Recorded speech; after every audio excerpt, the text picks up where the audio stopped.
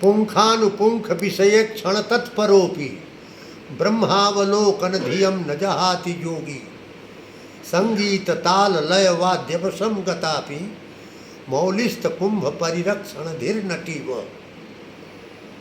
ये उपनिषद का श्लोक है। पुंखानुपुंख विषय क्षण तत्परोपि, बाण के अग्रभाग को पुंख कहते हैं। शब्द रूप रस गंध स्पर्श नाना संसार के व्यवहार कार्य सामने आते हैं।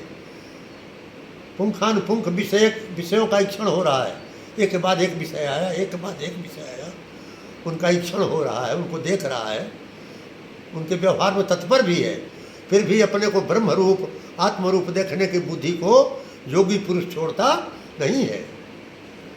संगीत ताल लय वाद्य वशम गतापि, संगीत ताल लय और वाद्य माने बाजा, इसके अनुसार नाचने वाली, इसके बस में गई हुई नाचने वाली नर्तकी जो है, नाचने वाली सिर पर रखे रहती है। किसको? गगरी को। सिर पर गगरी को रखी है और संगीत ताल लय बाजा के अनुसार नाच रही है, थिरक रही है। लेकिन उसका ध्यान कहाँ रहता है? नागरी के चित गागरी में उसका ध्यान रहता है, गगरी कहीं गिर न जाए। सिर पर गगरी रखी है, नाच रही है संगीत ताल लय और बाजा के अनुसार, लेकिन ध्यान कहाँ है उसका? गगरी गिर न जाए, नहीं तो सब कला कौशल समाप्त हो जाएगा। उसी तरह से पुंखानुपुंख विषय क्षण तत्परोपि, एक के बाद एक विषय आ रहा है, संसार के अनेक कार्य व्यवहार आ रहे हैं, फिर भी योगी पुरुष जो है अपने को आत्मरूप ब्रह्मरूप देखने की बुद्धि को छोड़ता नहीं है। संगीत ताल लय और वाद्य बाजा के अनुसार नाचने वाली नर्तकी संगीत ताल लय वाद्य वशम गतापि मौलिस्त कुंभ परिरक्षण, सिर पर रखे हुए गगरी की रक्षा में क्या करती है? बुद्धि को लगाई रहती है कि वो कहीं गिर न जाए। नागर के चित गागर में। इसी तरह से क्या है, संसार में भी रामचंद्र जी भी राज्य किए हैं कि नहीं?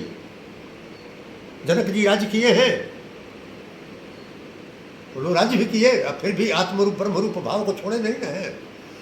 कोई आएगा तो युद्ध करना पड़ा रामचंद्र जी को।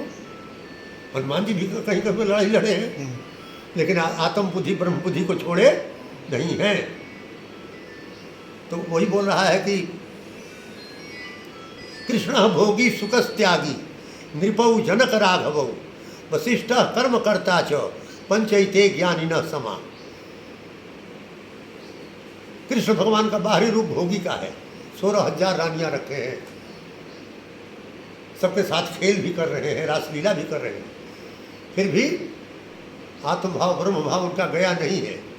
कोई कहे कि कृष्ण भोगी थे तो गीता के सामने खड़े हो जाओ, पता चल जाएगा तुम्हारा चिंतन कितना गहरा है और कृष्ण भगवान का चिंतन कितना गहरा है, पता चल जाएगा। तो कृष्ण का बाहरी रूप भोगी का है, इतनी रानियों को रखना।